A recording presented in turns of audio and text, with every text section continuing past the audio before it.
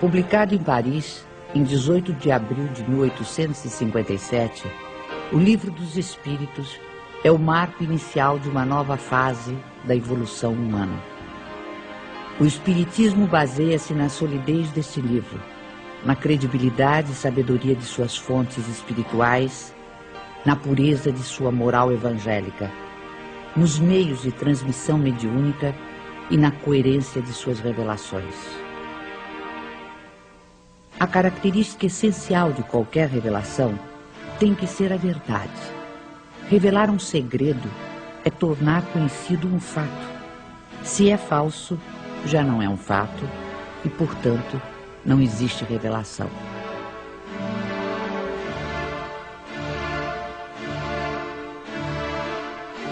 Todas as ciências que nos fazem conhecer os mistérios da natureza são revelações, e pode dizer-se que há para a humanidade uma revelação incessante. A astronomia revelou o mundo dos astros, que não conhecíamos. A geologia revelou a formação da Terra. A química revelou a lei das afinidades entre as substâncias. A fisiologia revelou as funções do organismo.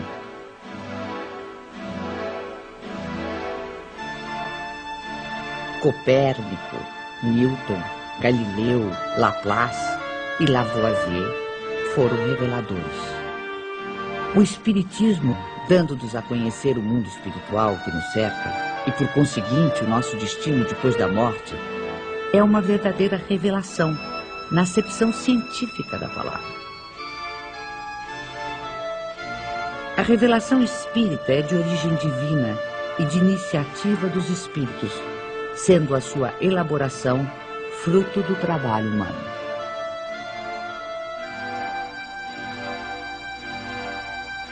Obedecendo a uma sequência histórica, a primeira revelação divina teve sua personificação em Moisés, a segunda no Cristo.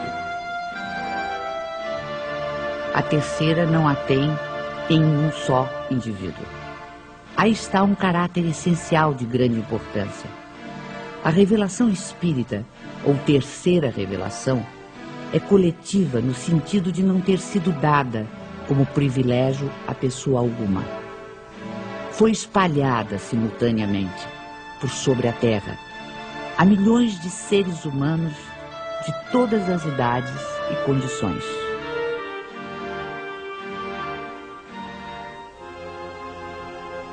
As revelações de Moisés e de Cristo, sendo resultado do ensino pessoal, apareceram num só ponto em torno do qual a ideia se propagou pouco a pouco. Mas foram precisos muitos séculos para que atingissem as extremidades do mundo, sem mesmo o cobrirem inteiramente. A revelação espírita, não estando personificada em um só indivíduo, surgiu simultaneamente em milhares de pontos diferentes, que se tornaram centros ou focos de irradiação. Se o Cristo não disse tudo quanto poderia dizer, é que julgou conveniente deixar certas verdades veladas, até que os homens chegassem ao estado de compreendê-las.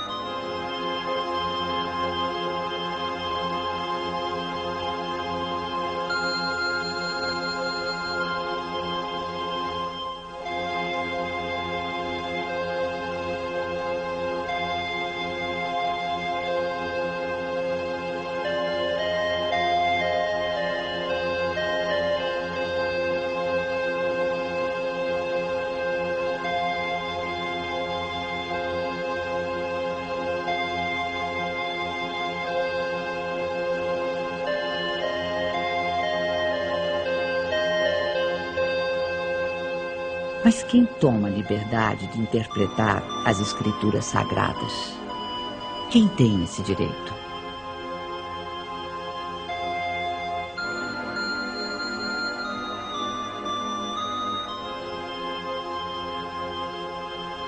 Neste século de emancipação intelectual e de liberdade de consciência, o direito de exame pertence a todos, cientistas, religiosos, filósofos e pesquisadores. Os homens, cada vez mais esclarecidos, à medida que novos fatos e novas leis se forem revelando, saberão separar da realidade os sistemas utópicos. Ora, as ciências tornam conhecidas algumas leis. O Espiritismo revela outras. Todas são indispensáveis à inteligência dos textos sagrados de todas as religiões, desde Confúcio e Buda até o cristianismo. Um último caráter da revelação espírita é que, apoiando-se em fatos, tem que ser, e não pode deixar de ser, essencialmente progressiva, como todas as ciências de observação. Caminhando de par com o progresso, o Espiritismo jamais será ultrapassado. Se uma verdade nova se revelar, ele a aceitará.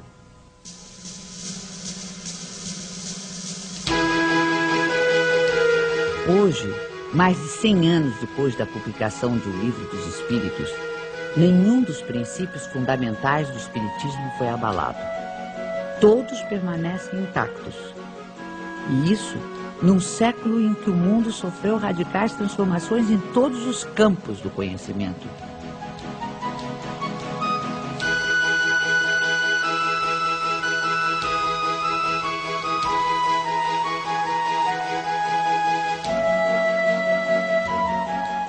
O que se pode observar é que o desenvolvimento da ciência se processa justamente na direção dos princípios espíritas. O exemplo mais recente está nos jornais. Depois do átomo e de todas as suas subdivisões, os cientistas acabam de dar mais um passo no estudo do microcosmo. Agora, com o anúncio oficial da descoberta do top quark, a partícula mais fundamental da matéria. Esta conquista científica, que ajudará a entender planetas, estrelas, galáxias e a própria vida, vem confirmar ensinamentos que já nos haviam sido antecipados pelo capítulo 2º de O Livro dos Espíritos, sobre os elementos gerais do universo e as propriedades da matéria.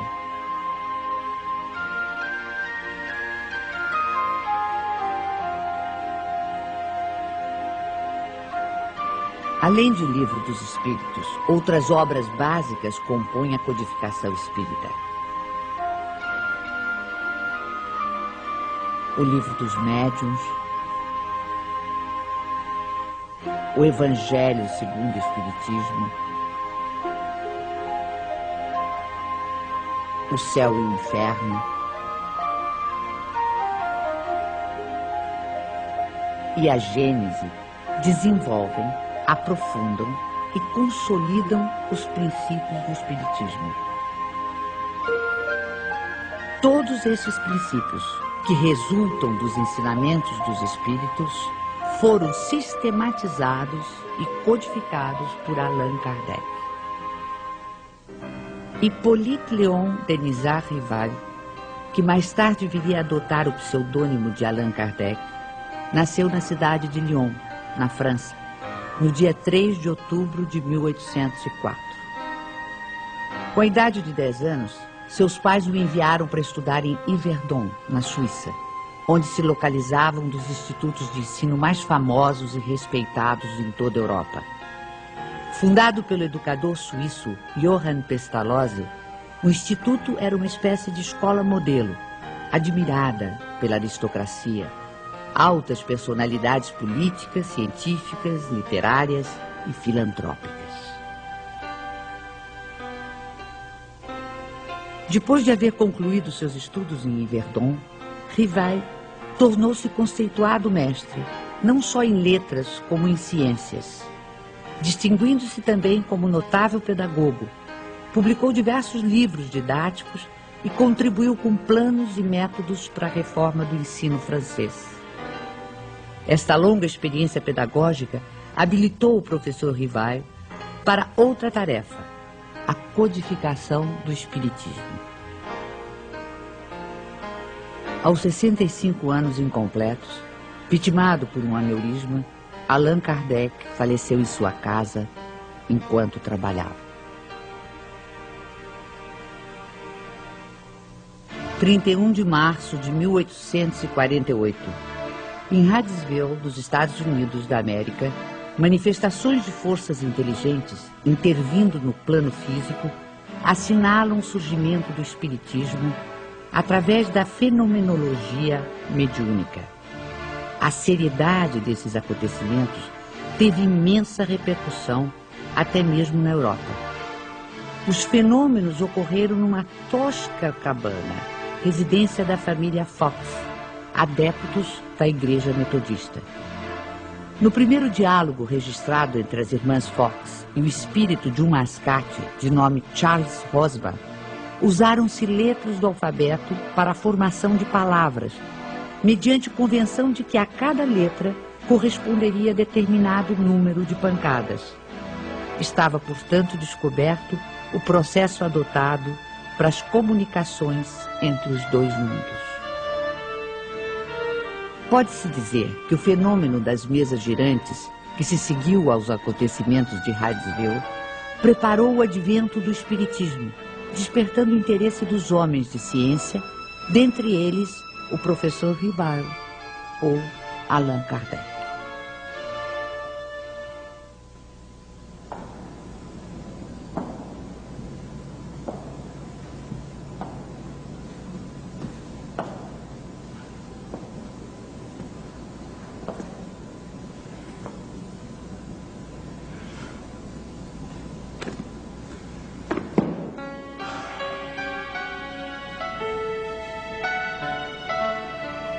Foi em 1854 que pela primeira vez ouvi falar das mesas girantes. Encontrei um dia o magnetizador, o Sr. Fortier, que conhecia desde muito tempo. Disse-me ele que já não eram somente as pessoas que podiam se magnetizar, mas também as mesas, conseguindo-se que elas caminhassem e girassem à vontade. O fato não me pareceu radicalmente impossível. O fluido magnético, que é uma espécie de eletricidade, pode perfeitamente atuar sobre corpos inertes e fazer que eles se movam.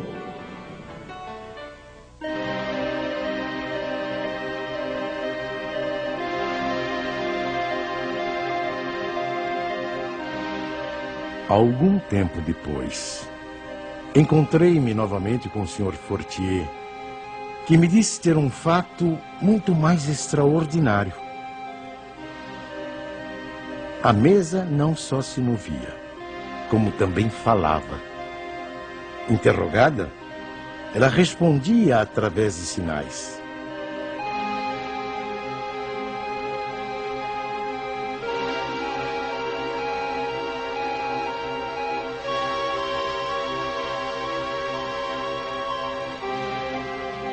Eu estava, pois, diante de um fato inexplicado, aparentemente contrário às leis da natureza e que a minha razão repelia.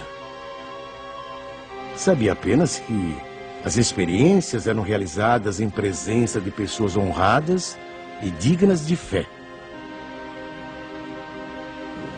No ano seguinte, o Sr. Carlotti, amigo de 25 anos, me falou dos mesmos fenômenos com entusiasmo.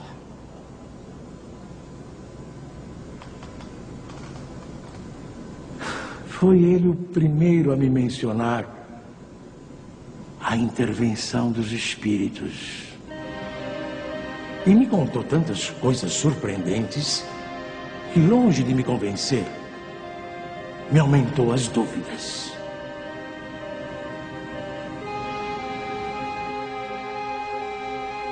Tempos depois, fui convidado a assistir às experiências que se realizavam em casa da senhora Plena Maison. Aceitei imediatamente.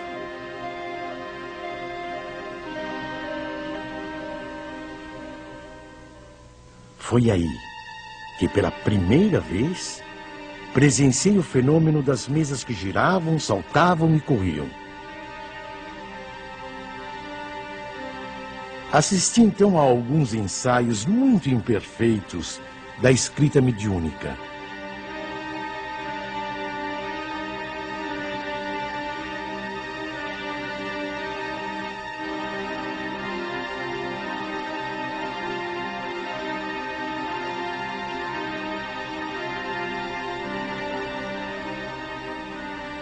sem dúvida, havia ali um fato que necessariamente decorria de uma causa.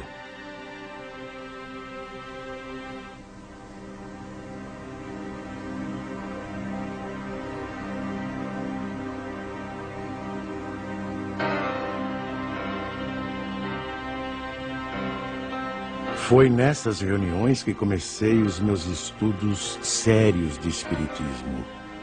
Menos ainda por meio de revelações do que de observações. Apliquei a essa nova ciência, como o fizera até então, o método experimental. Nunca elaborei teorias preconcebidas. Observava cuidadosamente, comparava, deduzia consequências. Dos efeitos, procurava remontar as causas por dedução e pelo encadeamento lógico dos fatos.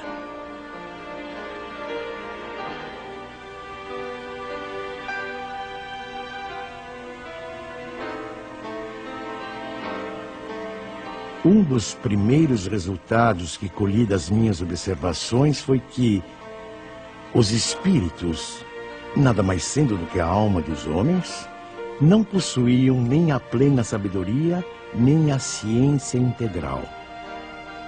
O saber de que dispunham se limitava ao grau que haviam alcançado de adiantamento.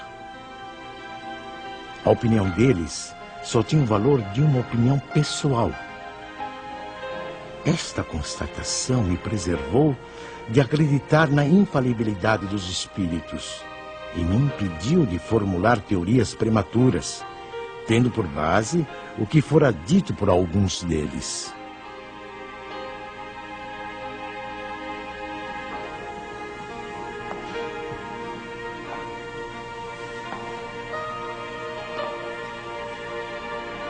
O simples fato da comunicação com os espíritos, dissessem eles o que dissessem, provaria a existência do mundo invisível ambiente. Já era um ponto essencial, um imenso campo aberto às nossas explorações. O segundo ponto, não menos importante, é que aquela comunicação permitia que se conhecesse o estado desse mundo, seus costumes. Se assim podemos nos exprimir. No ano seguinte, em 1856, passei a frequentar também as reuniões espíritas que se celebravam em casa do Sr. Roustan. Eram sérias essas reuniões, que se realizavam com ordem. As perguntas fúteis haviam perdido todo atrativo para a maioria das pessoas. Quanto a mim, ia obtendo a resolução dos problemas que me interessavam, do ponto de vista da filosofia, da psicologia e da natureza do mundo invisível. Levava para cada sessão uma série de questões preparadas e metodicamente dispostas. Pouco a pouco, as sessões iam assumindo caráter muito diverso. Entre os assistentes contavam-se físicos, matemáticos, estudiosos e cientistas das mais diferentes áreas do conhecimento humano. Todos formulando perguntas, aprofundando temas e questões.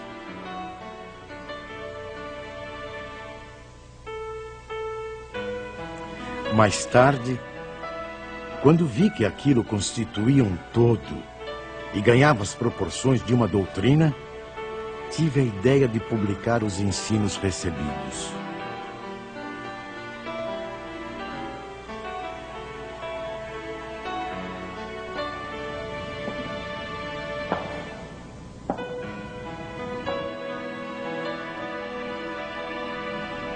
O meu trabalho, em grande parte, já estava concluído e tinha as proporções de um livro. Mas eu fazia questão de submetê-lo ao exame de outros espíritos, com o auxílio de diferentes médiuns. Mais de 10 médiuns participaram do trabalho. Da comparação e da fusão de todas as respostas coordenadas, classificadas, e muitas vezes retocadas no silêncio da meditação, foi que eu organizei a primeira edição de O Livro dos Espíritos.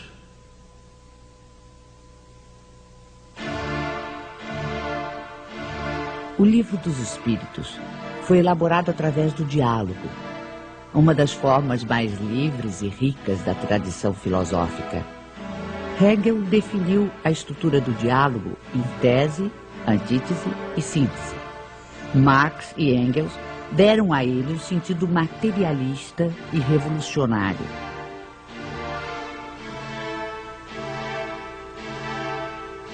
Em vez de enfatizar as contradições, os conflitos e as lutas dos opostos, a dialética espírita prefere a compreensão, a união dos contrários, o entendimento que conduz ao progresso.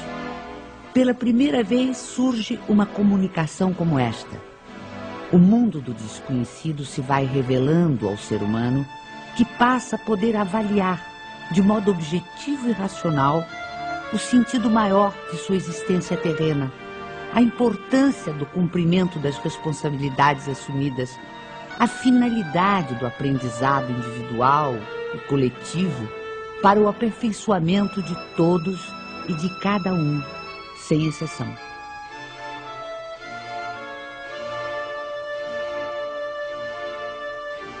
A fé inabalável é a que pode encarar frente a frente a razão, em todas as épocas da humanidade.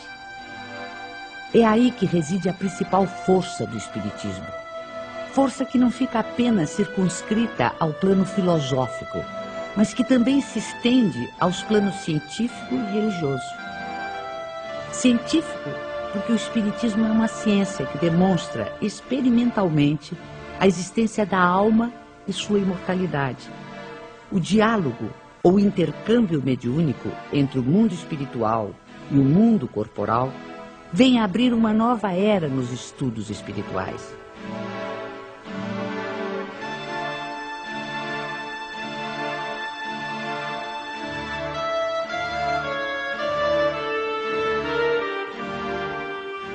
Antes desse tipo de comunicação, o conhecimento humano se dividia radicalmente entre os mistérios divinos e a experiência terrena.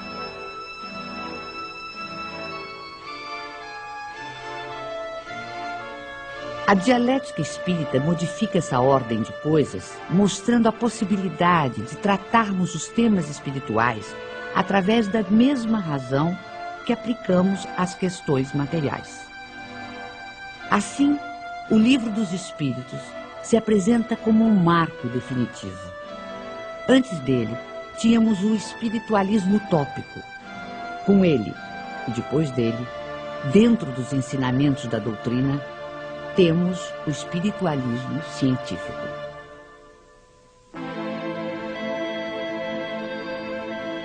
Não existe o sobrenatural senão para o desconhecimento humano das leis naturais. No plano religioso, o Espiritismo nos leva a compreender o significado e verdadeira extensão da palavra fé. O Espiritismo não tem cultos instituídos, nem igrejas, nem imagens, nem rituais, nem dogmas, nem mesmo hierarquia sacerdotal ou sacerdócio.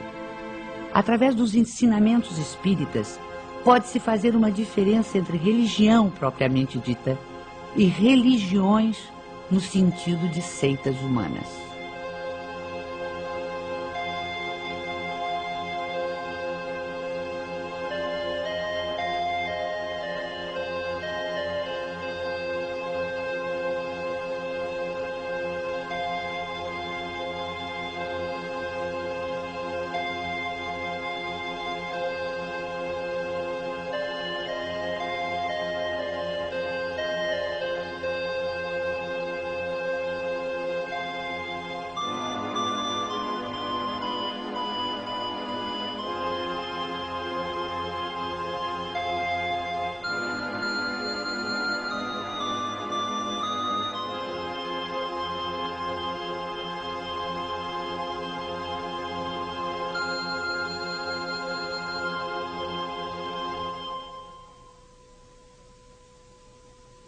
Em vez do culto, temos a prece, que é o mais belo dos diálogos, o mais íntimo, o mais simples e, ao mesmo tempo, o mais sublime.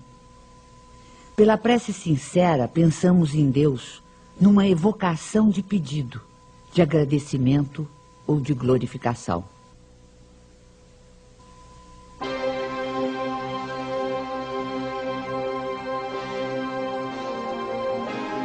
A história da ideia de Deus mostra-nos que ela sempre foi relativa ao grau de intelectualidade dos povos e de seus legisladores. Na antiguidade, Júpiter empunhava o raio, Apolo conduzia o sol, Netuno senhoreava os mares, mas se de um lado a ignorância havia humanizado Deus, a ciência lhe confere dimensão mais inteligente e, portanto, mais próxima dos atributos da divindade.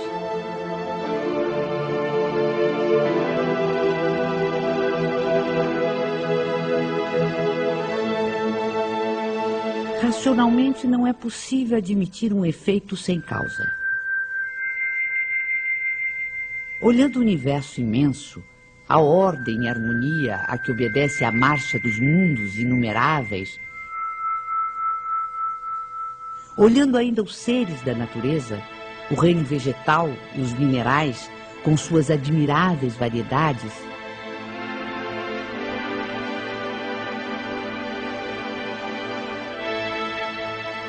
sondando também o mundo microscópico, com incontáveis formas unicelulares,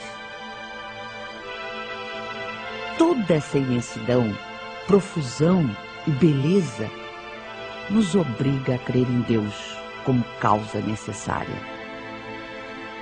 O feto não pode conhecer a dimensão de quem lhe dará a luz, da mesma forma que o homem é incapaz de perceber Deus em sua divina essência. Mesmo depois da morte, dispondo de faculdades perceptivas menos materiais, não pode ainda o espírito imperfeito perceber totalmente a natureza divina. Como recém-nascido, precisará crescer e evoluir para aos poucos adquirir entendimento.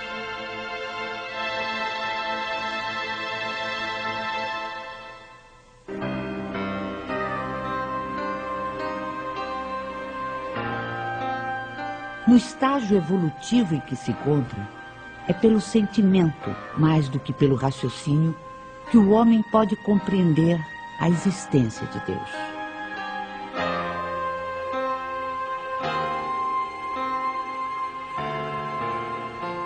Allan Kardec colocou logo no início do Livro dos Espíritos um capítulo que trata exclusivamente de Deus. Com isso pretendeu significar que o Espiritismo tem na existência de Deus o seu princípio maior. Os seres que se manifestam designam-se a si mesmos pelo nome de espíritos e dizem, alguns pelo menos, que viveram como homens na terra.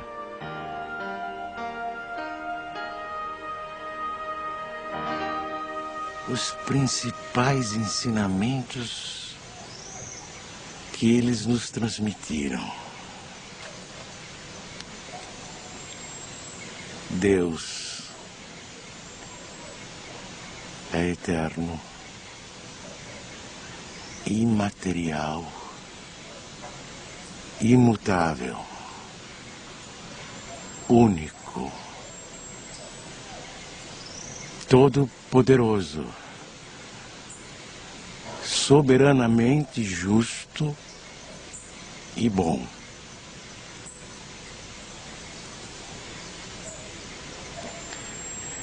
Este é o melhor conceito que a nossa limitada inteligência pode fazer daquele que criou o universo. O universo compreende todos os seres animados e inanimados, materiais e imateriais. Os seres materiais constituem o mundo visível ou corporal, e os seres imateriais, o mundo invisível ou espírita.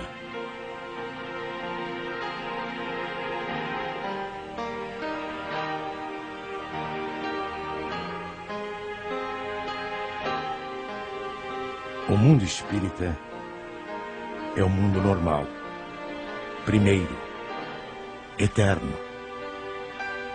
O mundo corporal é secundário. Poderia deixar de existir ou nunca ter existido, sem alterar a essência do mundo espírita.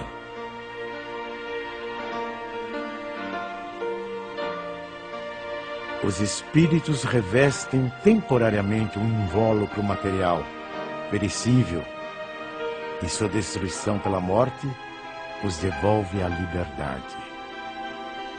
Entre as diferentes espécies de seres corporais, Deus escolheu a espécie humana para a encarnação dos espíritos que chegaram a um certo grau de desenvolvimento.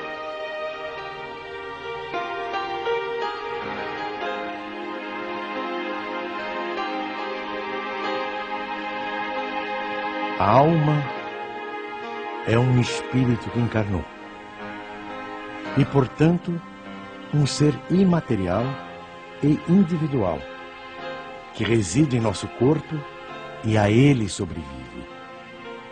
Antes de se unir ao corpo, a alma é um dos seres inteligentes que povoam o mundo invisível. Ao revestir temporariamente um invólucro carnal, a alma adquire as condições materiais para se purificar e se esclarecer. A união da alma com o corpo começa na concepção, mas só se completa com o nascimento. O homem tem assim duas naturezas. Pelo corpo, participa da natureza dos animais, dos quais possui os instintos e o mesmo princípio vital.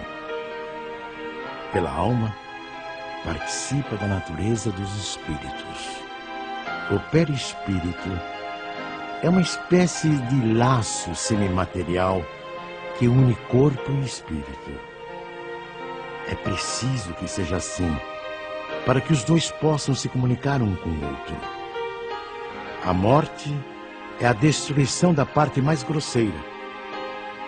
O espírito conserva o corpo etéreo, invisível para nós no seu estado normal, mas que ele pode tornar eventualmente visível e mesmo tangível, como se verifica nos fenômenos de aparição. O espírito não é, portanto, um ser abstrato, que só o pensamento pode conceber.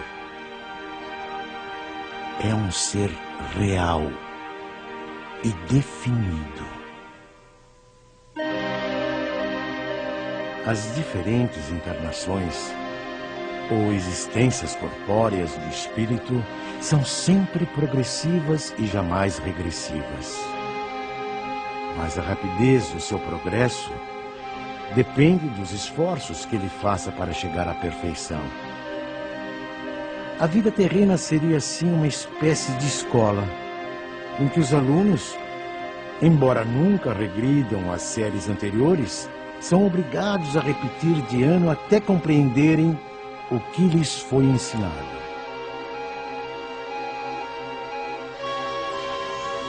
Sem as sucessivas provas das vidas corporais, não haveria justiça. Por isso, todos contamos muitas existências.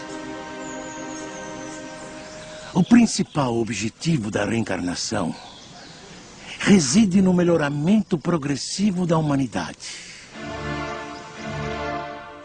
A influência dos espíritos sobre os nossos pensamentos e atos é indiscutível. Pensar é vibrar, é entrar em relação com o universo espiritual que nos envolve. Conforme as emissões mentais de cada ser, os espíritos poderão colaborar com ele em seus esforços de progresso ou conduzi-lo à sua ruína. Nada mais natural que se consiga harmonia e felicidade quando a emissão mental for equilibrada e positiva. ou infortúnios e aflições se o pensamento for desequilibrado e doentio.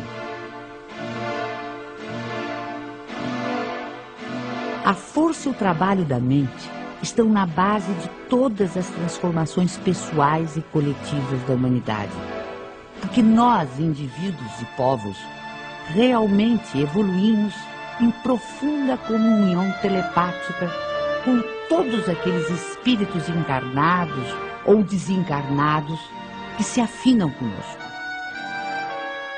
A sobrevivência da alma e a possibilidade dos espíritos se comunicarem está amplamente demonstrada pelos fatos espíritas, investigados com todo o rigor científico por numerosos e eminentes sábios e investigadores do século passado e deste século. A proibição mosaica de evocar os mortos já não se justifica em nossos dias.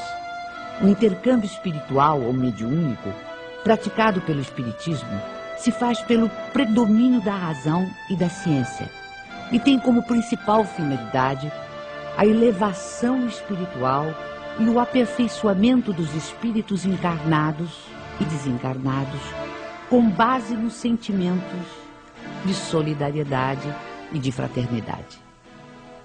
Assim, a prática mediúnica, bem orientada, é um fator de progresso humano pelos benefícios que produz, tanto no mundo invisível quanto no mundo material. Repelir as comunicações dos espíritos é repudiar o meio mais poderoso de instruir-se pela iniciação nos conhecimentos da vida futura. Todo aquele que sente, num grau qualquer, a influência dos espíritos é, por esse fato, médium. Essa faculdade é inerente ao ser humano, não constitui, portanto, um privilégio exclusivo. Atraímos os espíritos que se afinam conosco, tanto quanto somos por eles atraídos. Quando desenvolvido, o dom mediúnico que gratuitamente recebemos de Deus deve ser utilizado gratuitamente. O médium de elevados princípios morais, que encontra na vivência evangélica a sua conduta de vida, cumpre o exercício da mediunidade com trabalho e paciência, e a ele se dedica exclusivamente por amor. Geralmente, os médiuns têm uma aptidão especial para diferentes fenômenos. Os tipos de mediunidade são tão variados quantas são as espécies de manifestações. A escrita manual é o mais simples e o mais completo meio de comunicação. É por este meio que os espíritos revelam melhor sua natureza e o grau do seu aperfeiçoamento ou de sua inferioridade. Os espíritos evoluídos nos ensinam que o ser humano que se liberta da matéria, por não priorizar as futilidades mundanas e por cultivar o amor ao próximo, aproxima-se da natureza espiritual. A moral dos espíritos superiores se resume como a do Cristo nesta máxima evangélica: fazer aos outros o que queríamos que os outros nos fizessem. Isto é, fazer o bem e não o mal. Neste princípio encontramos uma regra universal de proceder, mesmo para as nossas menores ações.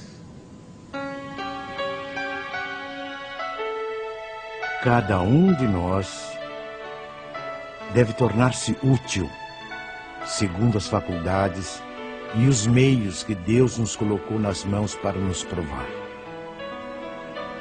Eles nos ensinam também que não há faltas ou erros irreparáveis.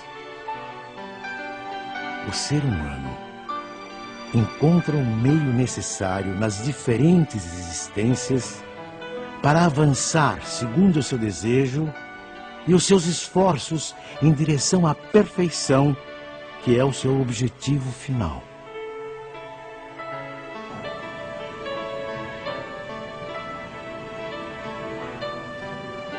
Este é o resumo da doutrina espírita, como ela aparece no ensinamento dos espíritos superiores. O espiritismo, que apenas acaba de nascer, ainda é muito pouco compreendido em sua essência por grande número de adeptos. Mas posso imaginar uma associação ou sociedade em que seus componentes se reúnam com o propósito de se instruírem e não na expectativa de presenciarem fenômenos extraordinários. Uma associação indissolúvel, onde haja confiança mútua e recíproca benevolência. Uma associação que exclua o constrangimento que nasce da suscetibilidade, do orgulho que se irrita à menor contradição e do egoísmo que só se interessa por si. Esses grupos, correspondendo-se entre si, visitando-se, permutando observações, podem, desde já, formar o núcleo básico que um dia reunirá todas as opiniões, unindo os homens no mesmo sentimento de amor e de fraternidade cristã.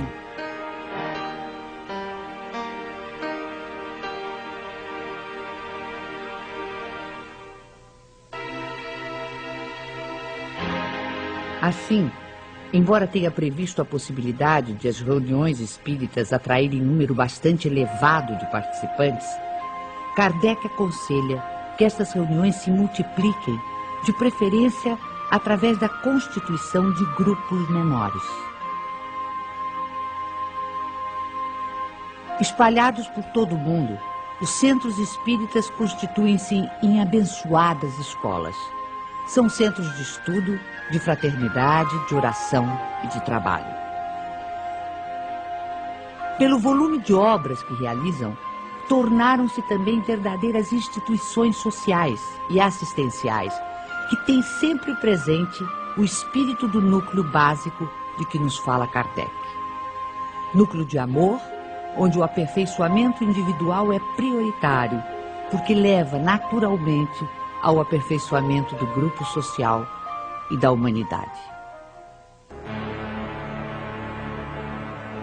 Nosso sistema planetário não ocupa senão um ponto ínfimo do universo, situado quase no final da Via Láctea, uma galáxia onde existem aproximadamente 40 bilhões de estrelas, algumas tão grandes que uma só toma espaço igual ao ocupado pelo nosso Sol e quase todos os planetas em sua órbita. Uma das galáxias mais próximas, a nebulosa de Andrômeda, dista do nosso sistema solar cerca de 680 mil anos-luz. Ora, se o universo tem tais dimensões e se o número de planetas existentes conta-se pela ordem de trilhões ou mais, seria ingenuidade supor que apenas a Terra seja habitada por seres racionais. Segundo o Espiritismo, nos mundos que gravitam no espaço infinito, outras humanidades, em vários graus de adiantamento, encontram uma habitação adequada ao seu avanço.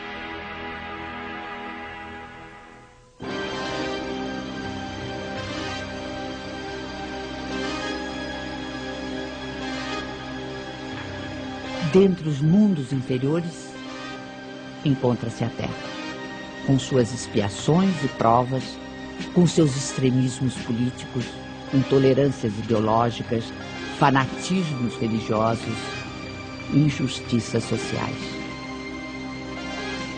Aqui, seus habitantes levam uma vida instável, de lutas e trabalhos penosos, com mais momentos de infelicidade do que de alegrias.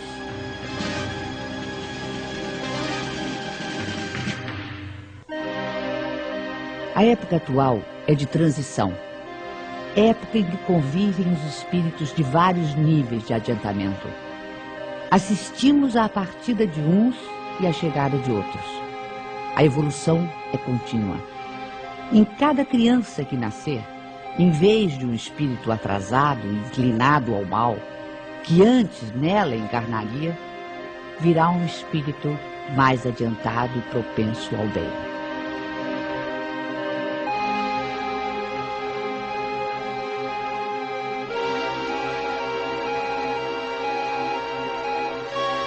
Por meio do trabalho ético e humanitário, combatemos nossos orgulhos e egoísmos. Por meio do diálogo, superamos nossas diferenças. Por meio da solidariedade, pomos em prática o ensino do Cristo de amor ao próximo. Esta é a destinação imediata da Terra, planeta de regeneração.